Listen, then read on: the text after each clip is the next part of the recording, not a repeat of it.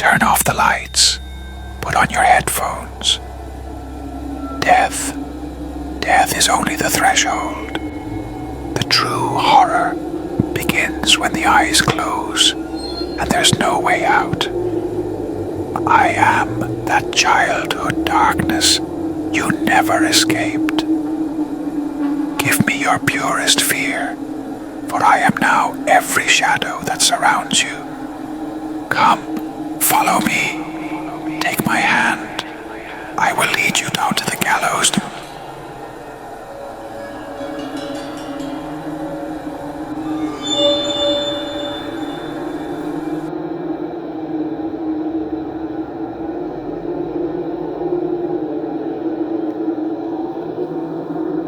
My name is Javier. I'm 32 years old, and I'm a police officer assigned to Tarata, a forgotten little town tucked deep in the highlands, where the mountains loom like giants, and their shadows stretch across the rooftops like massive hands.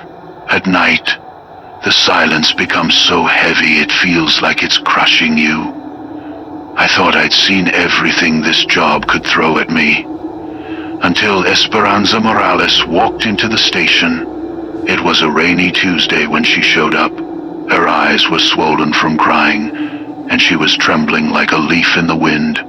She sat across from me, her voice barely holding together as she told me her 8-year-old son Diego had died from a strange feverone that no doctor could explain. The illness took him in just 3 days, leaving his body pale as candle wax. "Officer, my son speaks to me in my dreams," she said, her voice cracking. "He's crying for help. He says he can't rest. That's why I went to see Don Antonio the healer, who lives out by the edge of town." The name Antonio Fuentes rang a bell. Locals often whispered about the mountain witch, that strange man who lived alone in a hut, and whom people visited when medicine failed. I'd never had any run-ins with him, but something about the fear in Esperanza's voice sent a chill down my spine. "And what happened after you saw Don Antonio?" I asked, trying to stay calm. Her eyes widened with terror. "At first, nothing. But 3 nights ago, Diego came to me. Officer, not in a dream. He came into my room, but it's not my Diego anymore." She choked back a sob, her body trembling with silent dread. With shaking hands, she lifted the hem of her skirt and revealed wounds that froze my blood. 3 deep gashes ran from her knees to her ankles like claw marks. Sharp, precise, violent. "That thing attacked me," she whispered. Its voice isn't Diego's anymore. It growls, like something evil is speaking through him. Then she broke down, crying with a fear I'll never forget. I looked at her injuries and knew something was horribly wrong. These weren't ordinary scratches. They were too deep, too clean. I felt my skin crawl. That same afternoon, I went to the cemetery. The wind howled between the graves as I made my way to little Diego Morales' tomb. When I found it, I knew I'd never sleep the same again. The dirt had clearly been disturbed up, then clumsily repacked. Someone had been there recently. I waited until midnight. This time, I returned with Esperanza. I kept her safe inside the station and brought 2 shovels. She wept quietly as I dug through the wet earth. Dig with your nails, your teeth if you must. Claw through the rotting mud, the warm sludge swarming with flies. Puss feeds the worms. There is no light, only the crushing weight of oblivion. When I finally reached the small coffin and pried it open, the stench hit us like a slap to the face. Diego's body was still there, but his head was gone. In its place, a clean, precise cut at the neck as if someone had used a razor-sharp blade. Esperanza screamed until her voice broke. I threw up until there was nothing left inside me. I tried to call my superiors in the city, but the storm had knocked out all the phone lines. Rain pounded the windows like desperate fingers trying to claw their way in. There was only one choice. Left we had to find Antonio Fuentes. By then, it was almost 4 a.m., that haunting hour between darkness and dawn. The road to the healer's hut felt endless. The Jeep's headlights barely pierced the black, and the rain tapping on the metal roof sounded like funeral drums. Esperanza sat in silence beside me, fingers intertwined, lips moving in silent prayer. When we arrived, the first thing we saw was the door. It was covered in scratch marks, deep gouges in the wood, as if someone had tried to get in or out, desperately clawing their way. But it wasn't the door that made me draw my weapon. It was what was nailed to it. Antonio Fuentes was hanging there, crucified against the wood.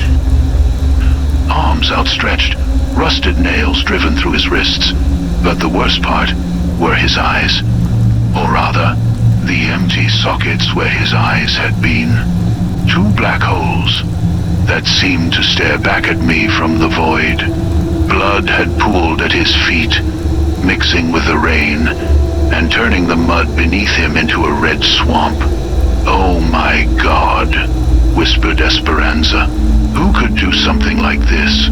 She dropped to her knees in the mud and didn't move again. I pushed the door open, and it creaked so loudly it made my skin crawl. The inside of the hut reeked of incense, mixed with something far worse. Half-melted candles flickered and went out as a strong gust blew in behind me. I turned on my flashlight. Amulets and bones hung from the ceiling. As I stepped further inside, I noticed geometric symbols smeared on the walls, drawn in what looked like dried blood. But what made me stop dead and scream wasn't on the walls. It was in the center of the room. I opened a door that led into a small chamber, and there, set into the ground, was a stone well maybe 3 feet wide. It gaped open like a hungry mouth. I pointed my flashlight down into it. Floating in a thick greenish liquid that bubbled ever so slightly were heads. Bring the tiny skulls to the gallows, still warm. I want to see them roll across the wet stones. I want to feel their blood dripping between my fingers. From their blood, I will drink. And from their silence, I shall weave a new chant. Children's heads, in different states of decay, some with their eyes closed, others staring wide open, some faces frozen in agony, tongues sticking out, the buzzing of flies, the smellets, all burned into my memory now, and I'd give anything to forget it. A grotesque collection of skulls. I had already seen a photo of little Diego. I recognized him instantly. His eyes, his mouth. It was like he was screaming at me from the pit. The days that followed were a whirlwind. When the authorities from the city finally arrived, they uncovered evidence that Antonio Fuentes had been kidnapping children for years. He had tricked desperate parents with promises of contacting their dead children just to use them in some sick, ritualistic practices. We'll never know for sure if Diego's death had anything to do with the witch doctor, or if he just dug up the boy's body to serve some demonic purpose. The case was officially closed. The newspapers called it the Warlock of Tarata for about a week. And then the world moved on, like nothing ever happened. But I knew something was still wrong. The nightmares started 3 days after we closed the case. Children's voices screaming my name in the dark. Scratches appeared on the walls of my house. And that constant suffocating feeling of being watched, that's when he showed up. It was a quiet Friday afternoon. An older man walked into the station. He looked to be in his 60s, wearing a worn but clean suit. His eyes were tired, but kind. "Excuse me, officer," he said gently. "I'm looking for a man named Antonio Fuentes. Do you know where I can find him?" The air in the room thickened immediately. "I'm sorry, sir," I replied, my voice tightening. "Antonio Fuentes died about 5 days ago." The man tilted his head, as if he hadn't heard me correctly. "That's not possible, officer. I spoke to him in the city 2 days ago. We agreed to meet here at the station tonight, 10 o'clock sharp." I glanced at the wall clock. It was 6 in the evening. The second hand seemed to move slower than usual, like time itself had decided to play tricks on me. "You must be mistaken, sir," I said, feeling a cold sweat slide down my back. "I saw his body. Antonio Fuentes is dead." The man smiled, but there was something off about that smile. His teeth were too white, too perfect for a man his age. "Well," he said as he turned toward the door, "I guess I'll wait until 10. If Don Antonio says he's coming, he's coming. He never breaks a promise."